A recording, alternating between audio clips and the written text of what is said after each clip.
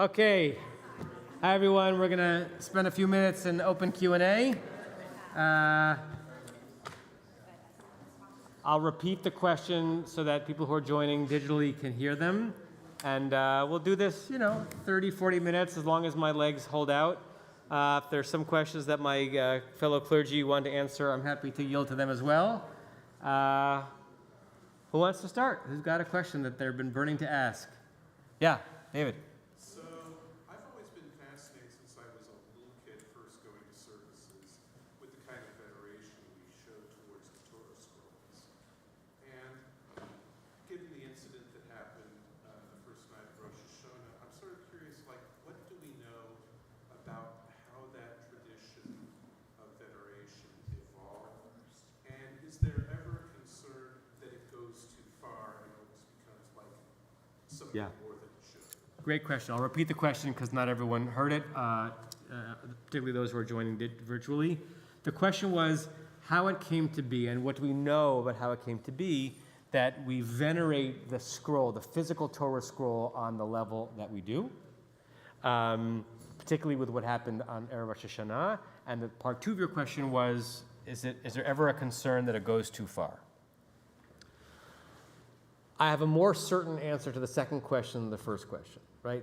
The answer to the second question is yes.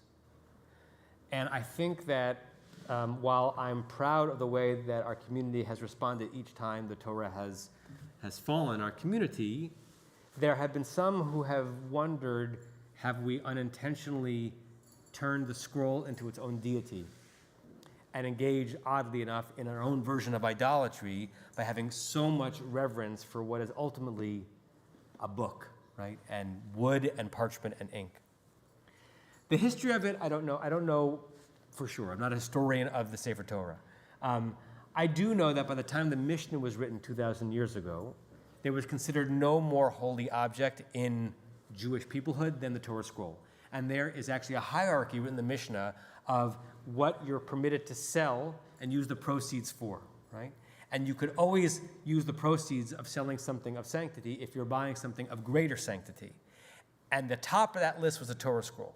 So you could sell almost anything else in the Jewish community to procure a Torah scroll, but not the reverse.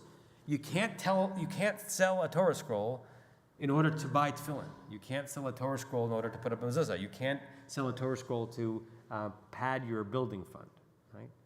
So by the time that the Jews were writing down texts 2,000 years ago and creating Jewish community that was based on what the scroll had inside of it, it was already considered an object of great reverence.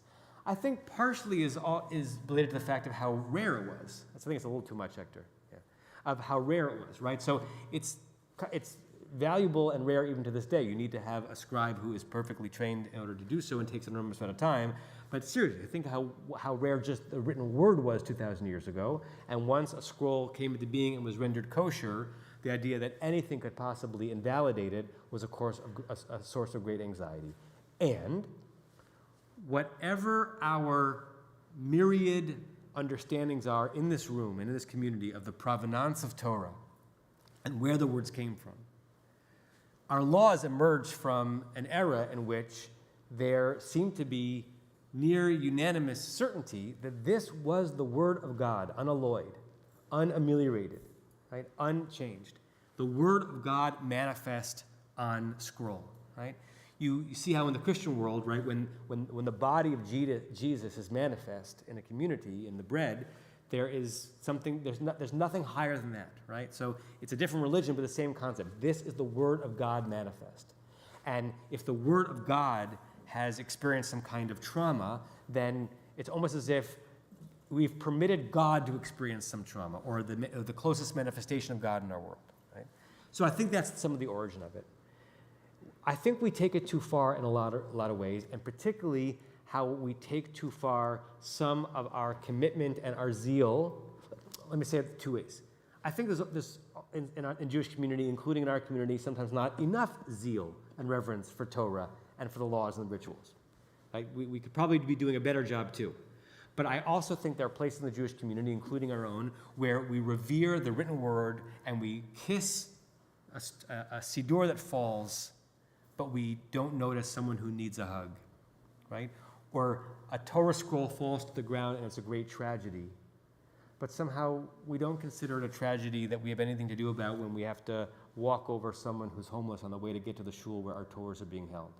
I'm not saying it's an easy solution. I'm not saying that it's one or the other, but I do think that we have fallen into the trap in our religious life, even as someone who stands in favor of religious observance, of deifying the observance and deifying the word, and sometimes forgetting that the word was ultimately about making humanity be in a better shape than they were without it.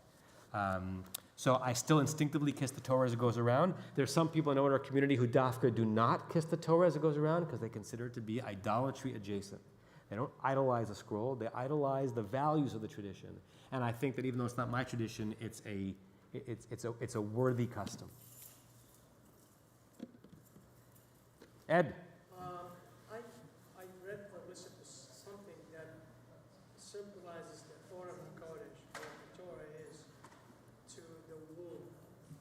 To the womb. Yeah. Is that something? So Ed is asking for those on Zoom an association between the Arona Kodesh, where the Torah is held, and a womb where a fetus is formed. I've never heard that. That does not mean it does not exist in the Jewish tradition. There are many things in the Jewish tradition that I've not heard of.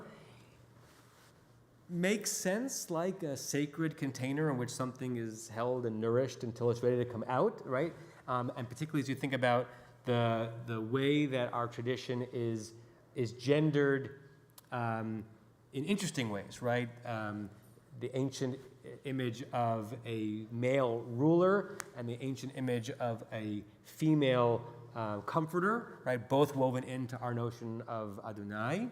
It makes sense that there are elements of our tradition that are womb-like. And the word rachamim, which we use all the time to refer to mercy or loving kindness, the word rachamim is built from the word rechem, which means womb, which is not to say that if you're a man you can't exhibit rachamim, but that in the biological world, the notion is that mercy stemmed from the notion of a womb preserving and conserving and creating life. So it's not odd to me, but I've never come across it. Yeah. Eric Weissman.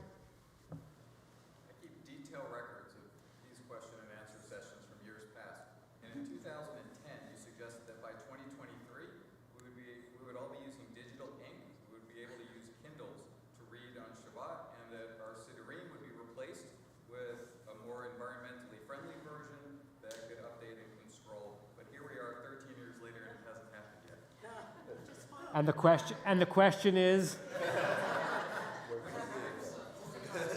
what Eric is saying is that apparently, really?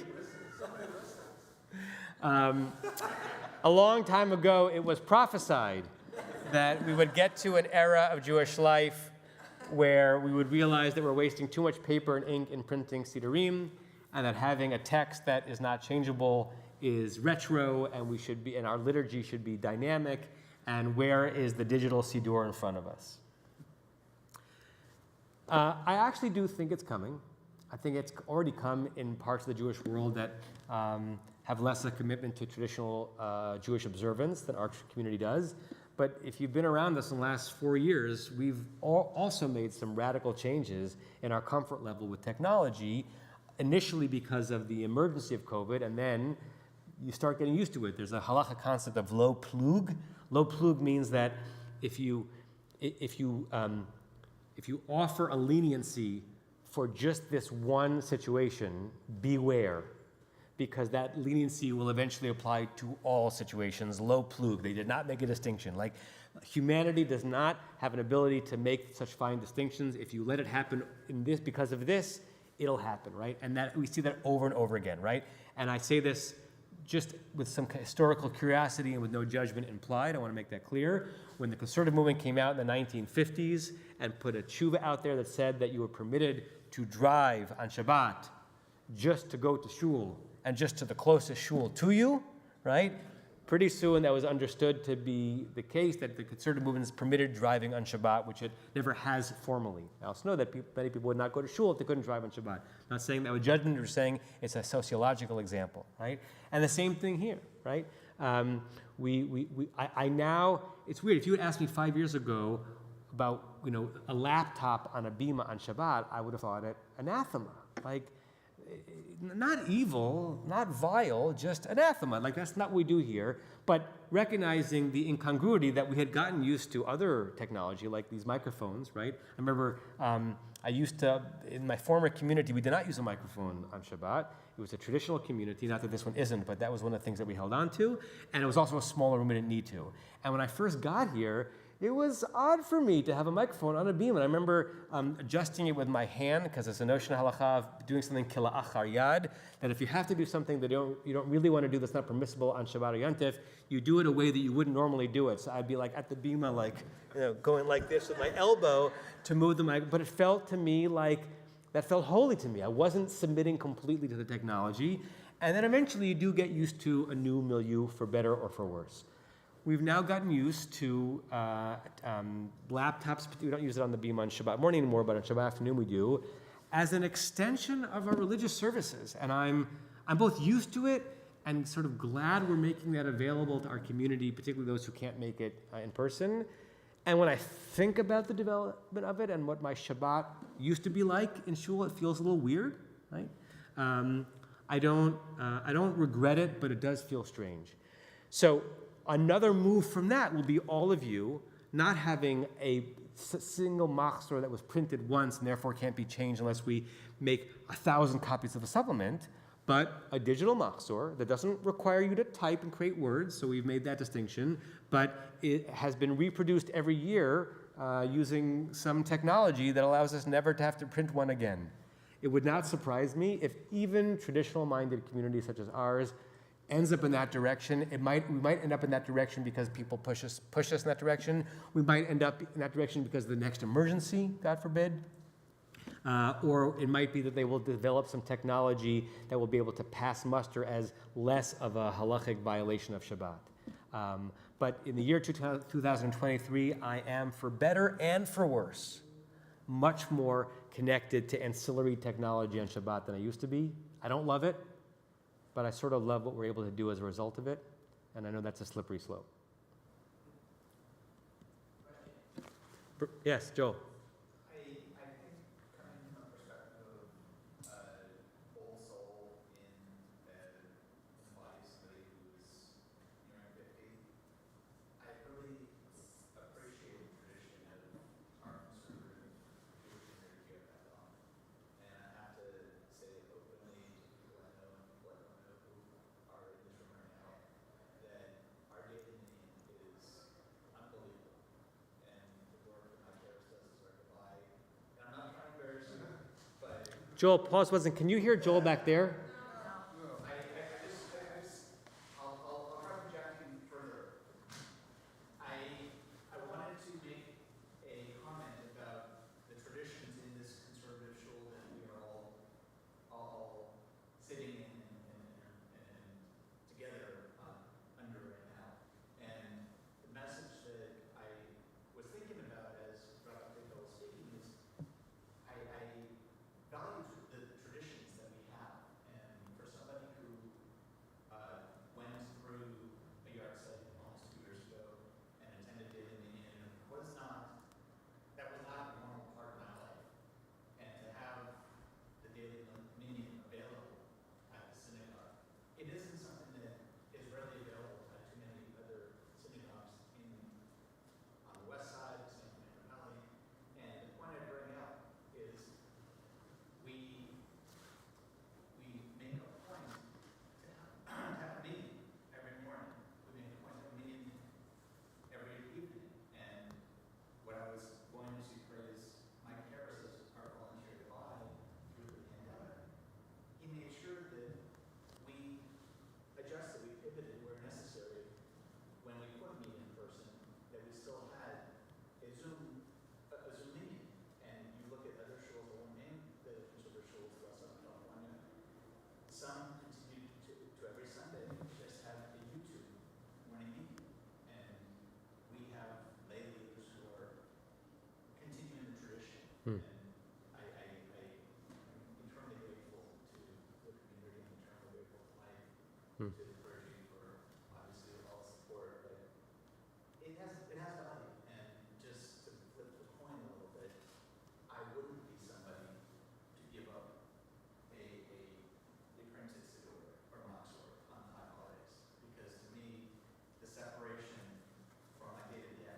Hmm. and taking off my Apple Watch and putting my iPhone in my to fill in my case for the morning. That was the meeting for me, to separate from my day-to-day activities. And I just hear that bringing an iPad for a Shabbat service, it's difficult to regulate, a little more difficult to regulate. Yeah. Thank you, Joel. I'll repeat some of that for those on Zoom. Joel is basically saying, as someone who feels a connection to kind of good old-fashioned religion, and appreciates the extent to which this community tries very hard to conserve the tradition. That's what the conservative movement originally stood for. By the way, I sometimes think about the fact that there are a lot of synonyms for conserve. One of them is preserve. I'm so glad we're not doing preservative Judaism. Like whoever coined that chose the right word. That would have been weird. I'm a preservative Jew. But conservative Judaism was trying to do what we're still trying to do now, which is to conserve the core aspects of inherited tradition over thousands of years while making sense of the moment that you're living in. And by the way, every movement of Judaism actually thinks they're doing a version of that, except for Haredi Judaism, although I think they're doing a version of it even though they don't acknowledge it. And Joel was particularly praiseworthy of our daily minyan, which we should all be very proud of and a little bit more committed to, that we're able to make a minyan every morning and pretty much every afternoon, sometimes with help from Michael's request through the WhatsApp chat. And it provides not a replica, it provides a continuation of an aspect of Jewish life that hasn't changed much in a very long time. And so Joel was saying that he would be against the move from the Siddur to the iPad for that reason. It makes it harder to kind of keep yourself in a Shabbat zone if you have the very accoutrements that you normally would have with you on a Tuesday. And I hear that argument as well. Yeah.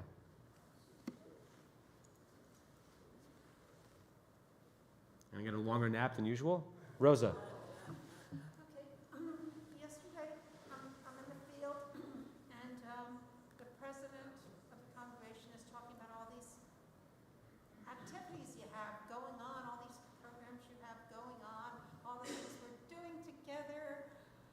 Okay, my experience with doing a lot of things together, and he mentioned things like the travel program, and my experience is those are activities where there's also a high probability you can get on each other's nerves. So, I mean, this sounds crazy, but yeah, my experience is that on many of those things that he mentioned, all these wonderful programs you have going, you have to be very, very careful because I know when people travel together, they often get on each other's nerves. So now that's the truth, and I want you to comment on that because I feel that's a danger of too much togetherness. I think that's a real danger of too much. Well, Rosa, yeah, that's why we don't have minyan 5 times a day, because then we'd get on each other's nerves. The rabbis were discussing it in Yavna in the year 40, and they said, should we do minyan 5 times a day? They said, no. People will get sick of each other. They'll get on each other's nerves. We'll cap it at 3. What Rosa was saying is that excuse me if I don't paraphrase you exactly correctly, that there are blessings and curses, or blessings and challenges of too much togetherness, right? Too much of anything or too much of anyone will bring up a sense potentially of annoyance or boredom, right? Of course. I mean, and by the way, you could anthropomorphize it and focus it on the very activities we're doing, right? The beauty of being involved in regular prayer is that you become used to it. It's because you wear it like a cloak. It's your garment. It's part of you. And if you're saying the same words every single day, day after day after day, those words can begin to get on your nerves too because you're aching for something new. I would say that in balance, I'd rather live in a community where people show up and are there for each other, even if occasionally you end up on the same bus or in the same room with someone that you've had too much of recently. And mostly I think that when that does come up, the instinct is usually to say, it's that person getting on my nerves, but the mature thing to say is, what is it that I contribute to that dynamic? Because that's ultimately the only thing that I control.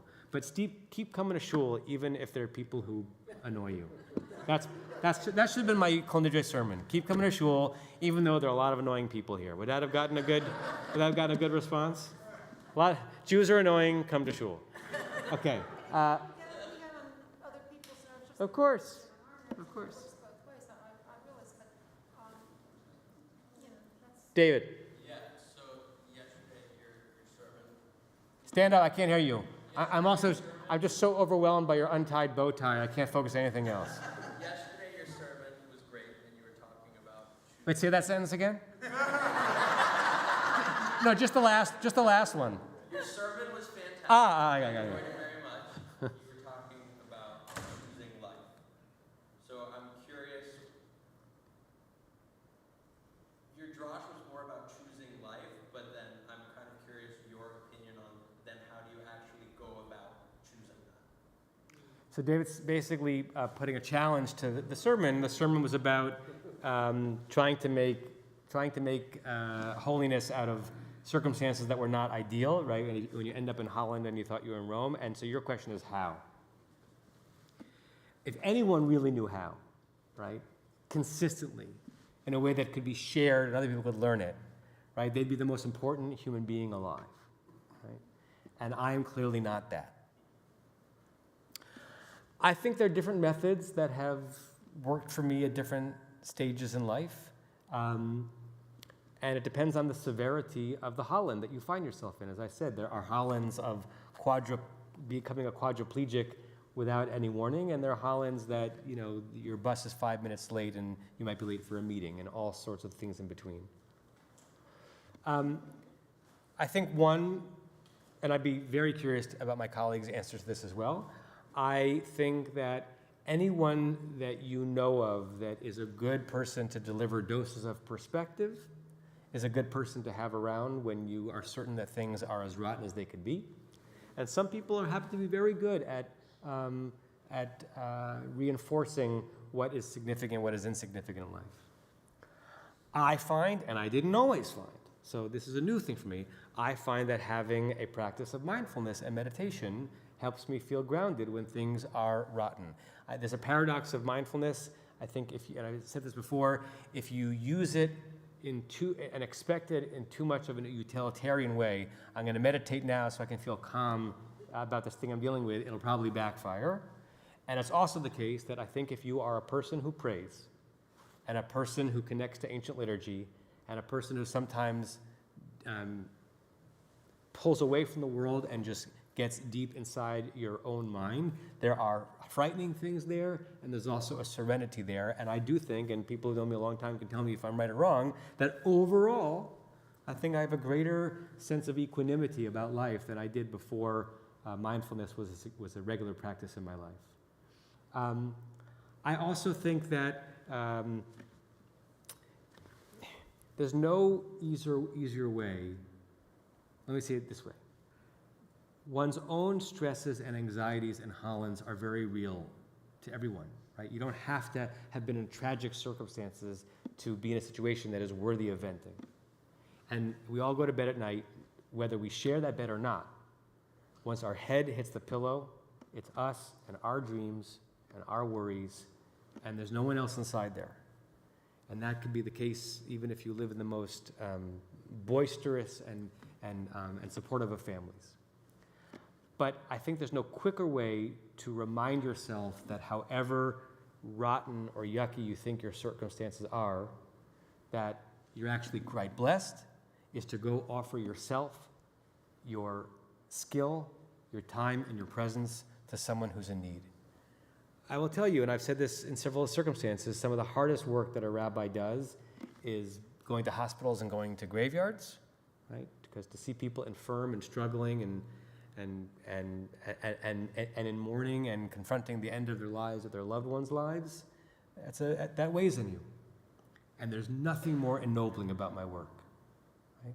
When I have visited someone in the hospital and held their hand and said a bracha for them and sang with them or laughed with them, and when I've helped someone find repose in the earth and their family, understanding that the rituals have been done in the right way, and I've helped a situation, I'm never more alive and never more aware of how blessed I am.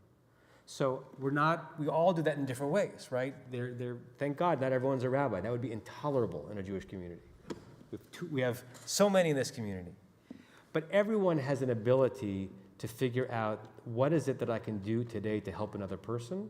And the moment I find that I'm helping another person in a small or medium way, some aspect of the woe that I might have been in has dissipated. The circumstances haven't changed, but the ways that neurons are firing in my mind has. So I think meditation, I think exercise, I think having someone who can jolt you back into reality, and I think finding the next act of chesed to do, those are all good recipes for finding sunshine in Holland. Colleagues, anyone else want to answer that? Rabbi Shapiro? Come to the mic because I want people on Zoom to hear you.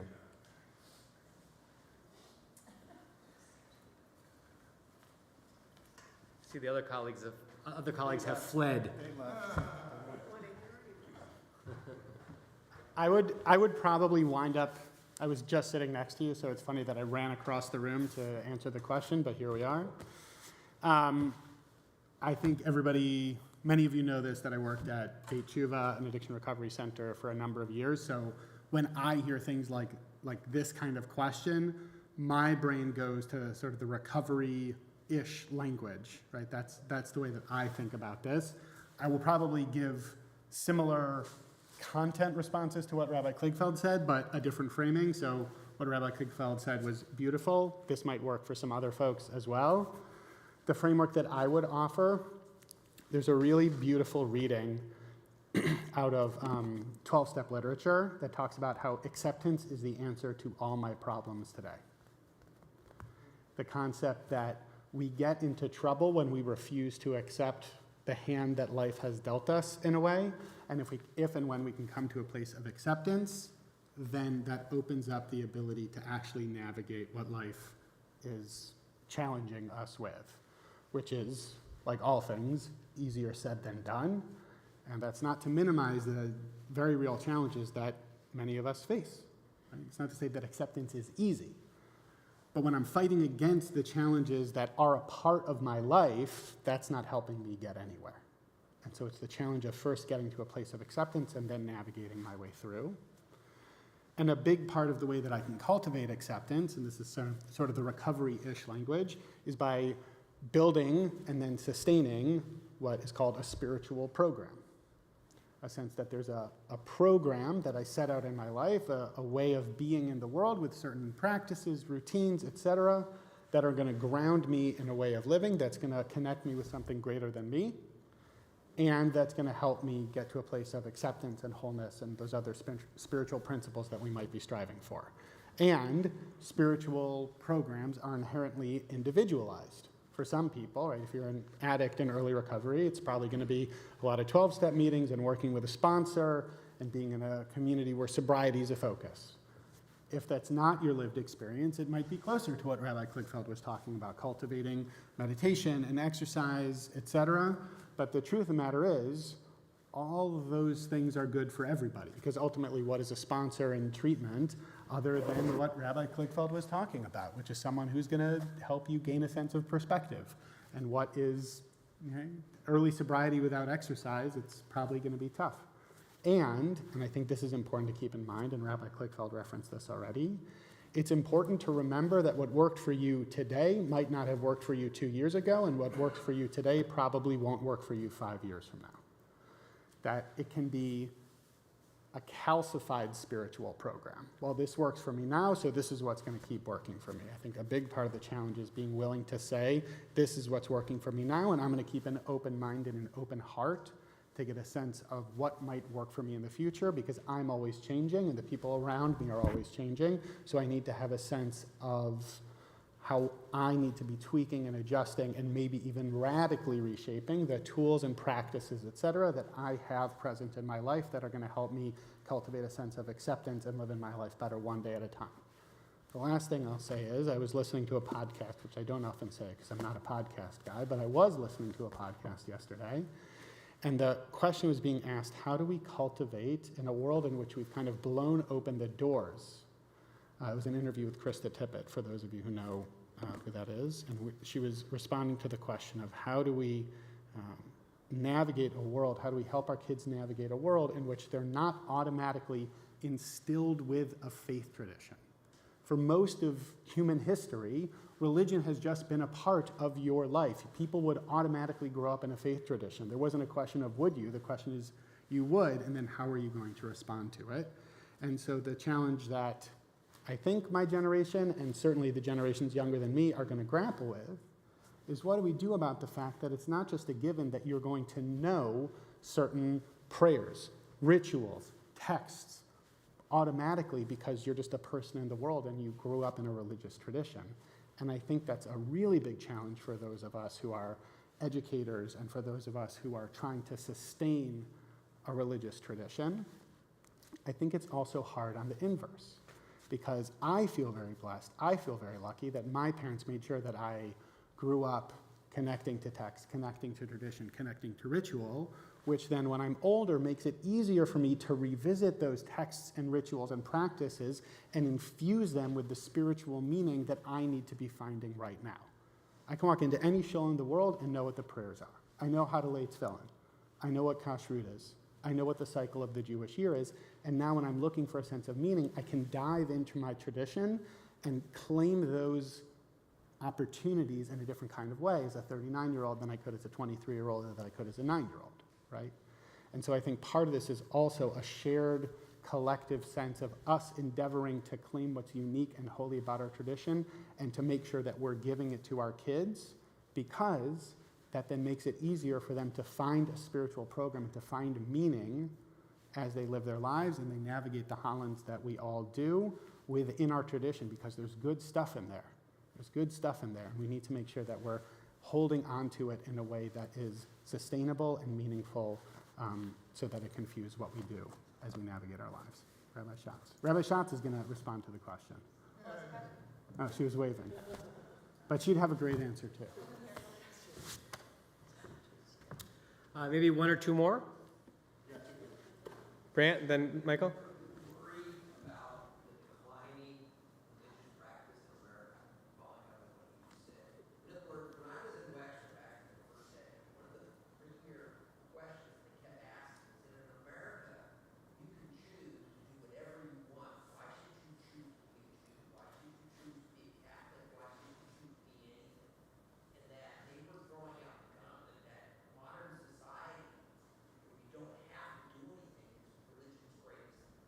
Yeah. Brent is asking me, am I nervous about declining religious affiliation in America? Yes.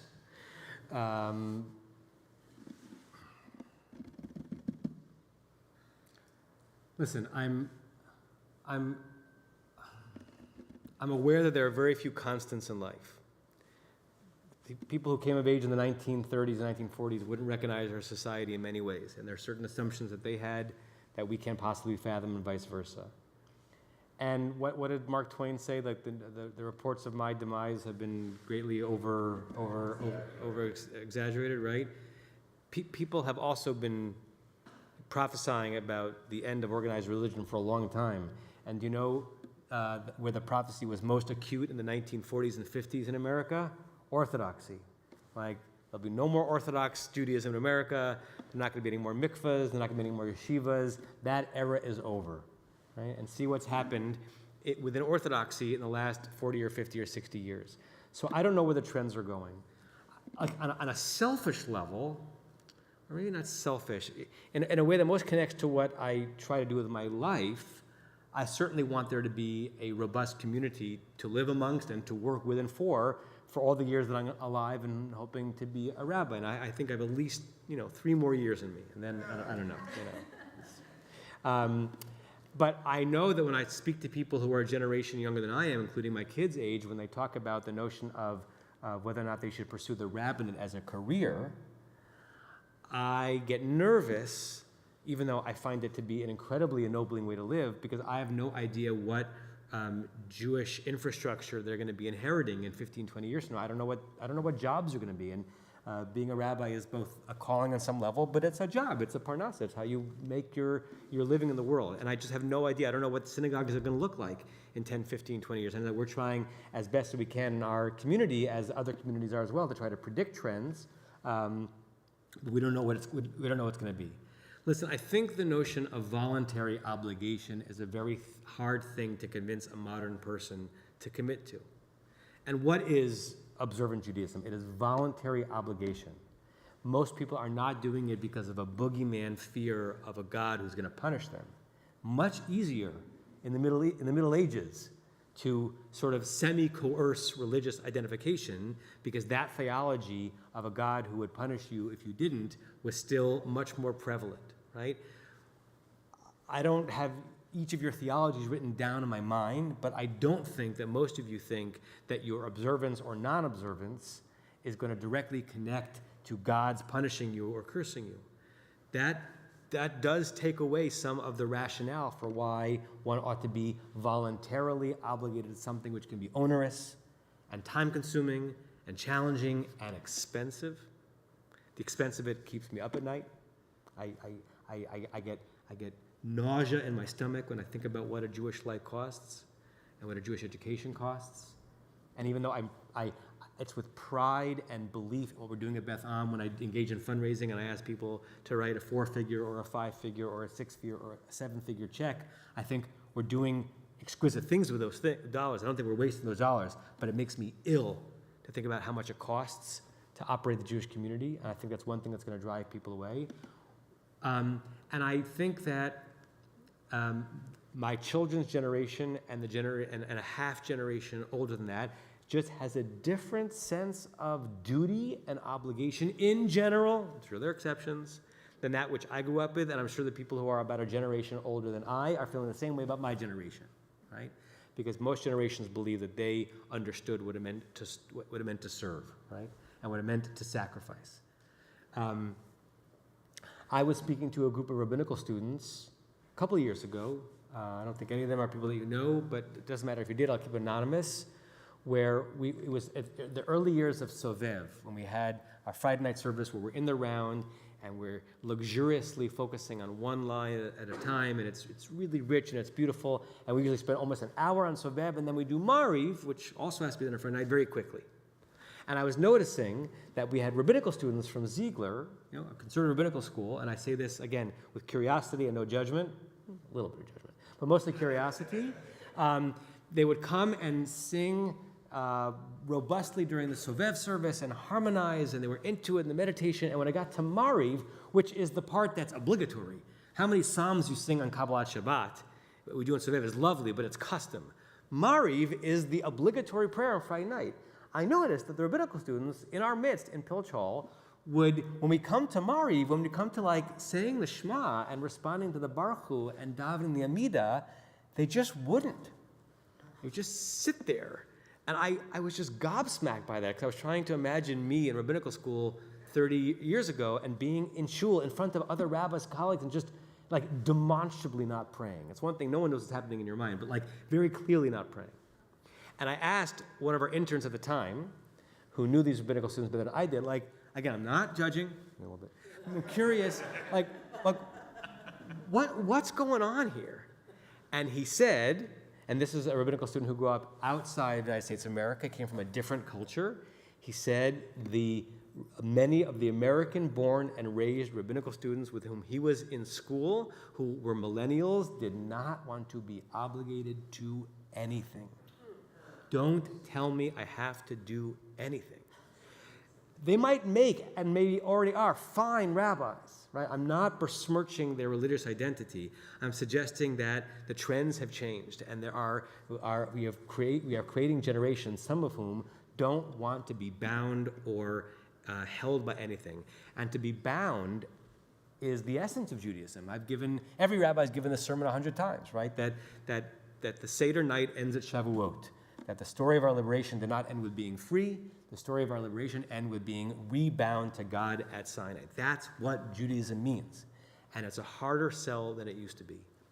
But I think the human ache to transcend earthly, mortal reality, and to try to connect your life to some grand purpose, and to do it with others, with some shared homogeneous inheritance, I think that is a undying human ache.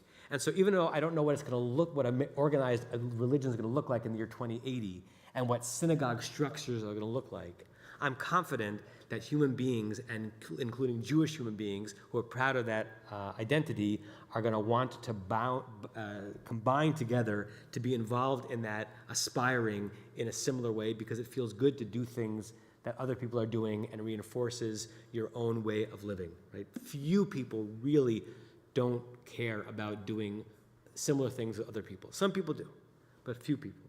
And so I'm sort of nervous about what it's going to become. Gallows humor, rabbinical colleagues of mine and I talk all the time that, we hope that at least this iteration of American Jewish life will last as long as our careers last, and then it's someone else's problem. We have some rabbinical students in our midst.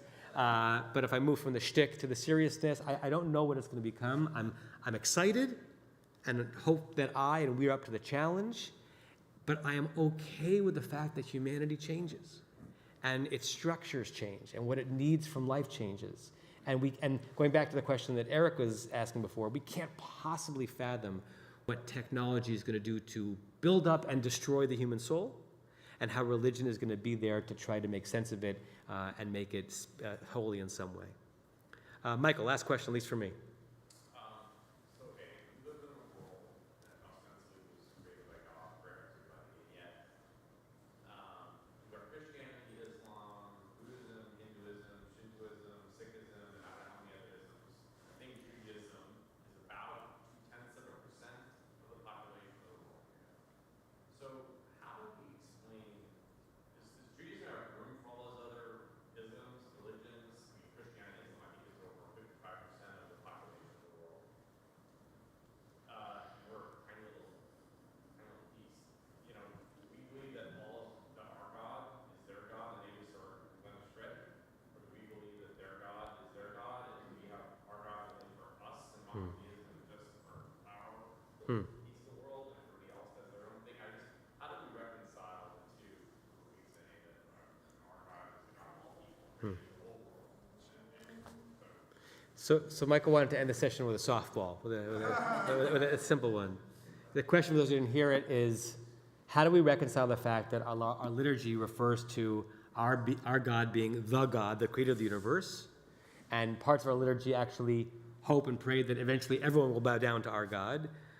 But, as the rabbis would say in the Talmud, puk chazeh, go out and look. Like, people aren't getting the message, right? And I don't know what the statistics, it was 0.2% of the world population says the Aleinu, right? And so how do we reconcile a very provincial and small religion with the overwhelming majority population of the world having no interest in our provincial understanding of a deity? First of all, my thoughts on this have changed in previous years. I've written a little bit about this, that my experience, particularly in settings that have been exceedingly generous to my religious practice, have made me feel, in return, much more generous to other people's religious practices, including their non-practice, and has made it harder for me to say certain parts of liturgy. I've shared this in different settings. There are certain lines of the Aleinu prayer that I just don't say anymore because I can't say them and believe them. I can't say that all other gods be shattered and that everyone eventually will bow down to our God.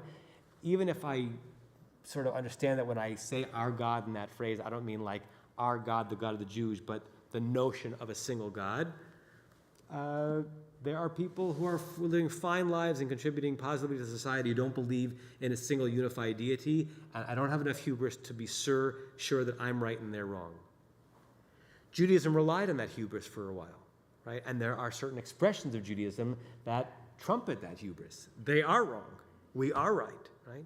But Judaism always had a hesitancy with articulating that hubris because we have not been a proselytizing tradition, right? So there are certain religions who have that hubris and then are proud of it and then try to share it. We have not. And something in the Jewish psyche about 2,000 years ago said, yeah, we really kind of think that we are right, and we're going to say that we're right, and we're going to say that everyone should realize that we're right. We're not going to do much about it, and we'll see where the chips, where the chips fall. Yeah, we need a better marketing department. I know I shared this image in a sermon. It could be a decade ago. A very helpful image to understand particular religions and understandings of God on the one hand, with one meta understanding of a deity. And it was an image that a colleague of mine who was a rabbi in Minnesota at the time got from a Lutheran friend of his, and they were discussing theology. And the Lutheran friend, who was a pastor, said the way he understands God, I thought this was so beautiful, is that he imagines a tremendous blazing light of warmth and truth that is beyond our comprehension. And that's God. And we are all standing on the other side of a filter. And there are innumerable perforations in the filter, each of whom let out a tiny trickle of that immense supernal beauty. If you stand back from the filter and you just see like 1,000 very, very, very small lights, it's not going to illuminate you very much. You could appreciate that the lights are there and behind which is the real light, but it's not so interesting. But the closer you get to just one of the holes, all of a sudden the splendor opens up to you. And you have an awareness of the magnitude of what's behind it. So he says, I, as a Lutheran pastor, I look through my hole. And when I look through that hole, through my Lutheran traditions, my Lutheran beliefs, oh my goodness, am I overcome with a sense that God exists in the world and I'm going to be okay. And the farther I pull back, the less I see that. I notice that there are lights behind it, but it doesn't do anything for me. So I think we're looking through one hole, right? And the closer we look, and the more we study our tradition, the more we go to Minyan, and the more we study, the greater that light becomes. It won't ever clarify itself, I don't think, in resolving all of our questions about it, but we will be warmed by it. And the farther we pull back, we'll become bored by it, and we will lose faith that has anything to offer, and we'll get to the question that Brant says to, which is that, if this is all relative anyway, what's the big deal? So I am in favor of standing close to those open perforations in our love relationships with God, in our love relationships with tradition, and our love relationships with people, right? The closer you're willing to get to someone, the more you realize that person has endless potential to have an impact in your life. The farther you step back and say, all people are kind of the same, and so I don't really have a distinction between them, that ends up in like parav, mealy-mouthed, non-relationship with everybody.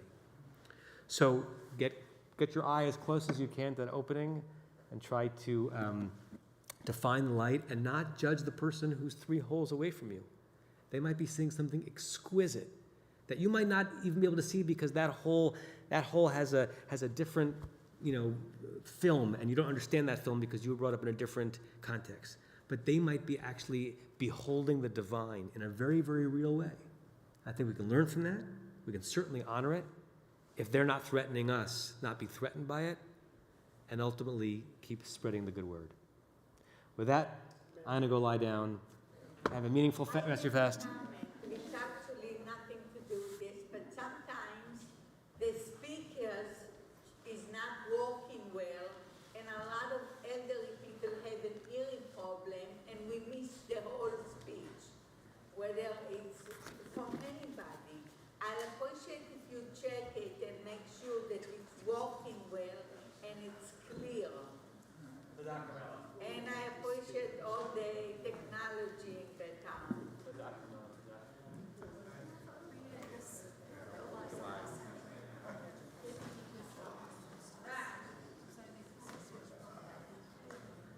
we don't hear many things. The speakers don't. We miss the whole lecture.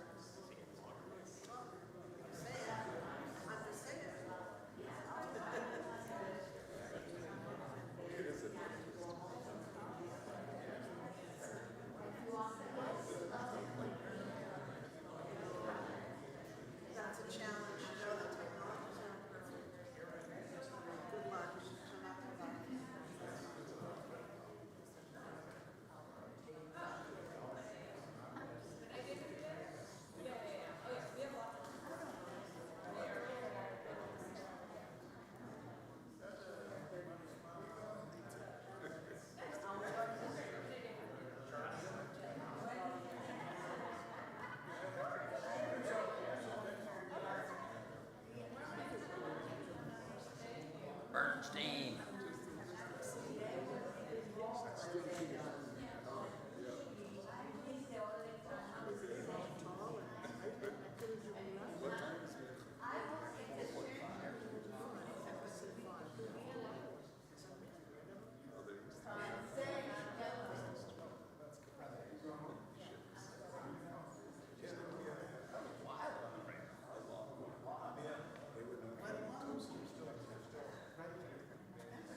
So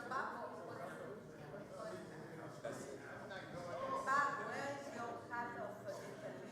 Hope you have. Before you leave, you need to leave the mail.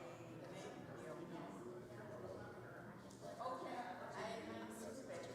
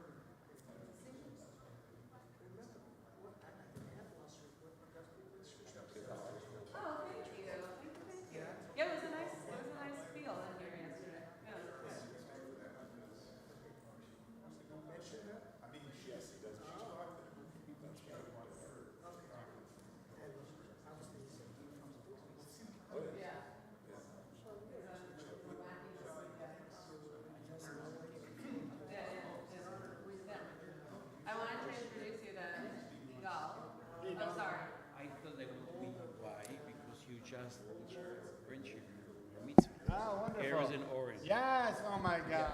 I hear about them all the time. Love them. So sweet. They be here tonight. That's an occasion. Nice meeting you.